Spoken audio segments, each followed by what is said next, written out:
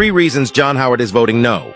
I'm against the Voice proposal for 3 reasons. The first is that I don't like anything that divides us according to race, and however you slice and dice it, it does do that. It does create a body that will be inevitably composed of Indigenous people, and the electorate for that body will be composed of Indigenous Australians. I've often thought of a speech I heard Bob Hawke make in 1988 when he said the only thing that defined you as an Australian was your commitment to Australia. The commitment to Australia is the one thing needful to be a true Australian.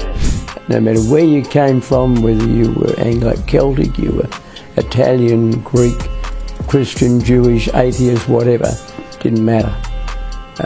You were defined by your commitment to Australia, and that's how it should be. Yet this proposal defies that, defies the declaration of the person I regard as the most successful Labor, and I stress the adjective, Prime Minister that Australia's had. The second reason I object to it is that I fear that in the hands of an activist High Court, and bear in mind that only 3 years ago the High Court of Australia decided that an Indigenous person could never be categorised as an alien, even though that person was born in another country, owed allegiance to another country, and in every other respect was an alien.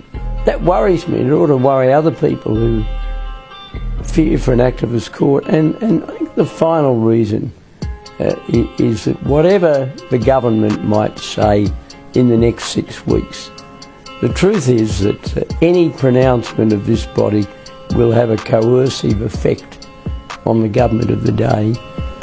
And if this body proposes something that the government doesn't like, every man and his dog, to use an Australianism, will be yelling at the government to do what they're told, because this, after all, is the body which represents Indigenous people.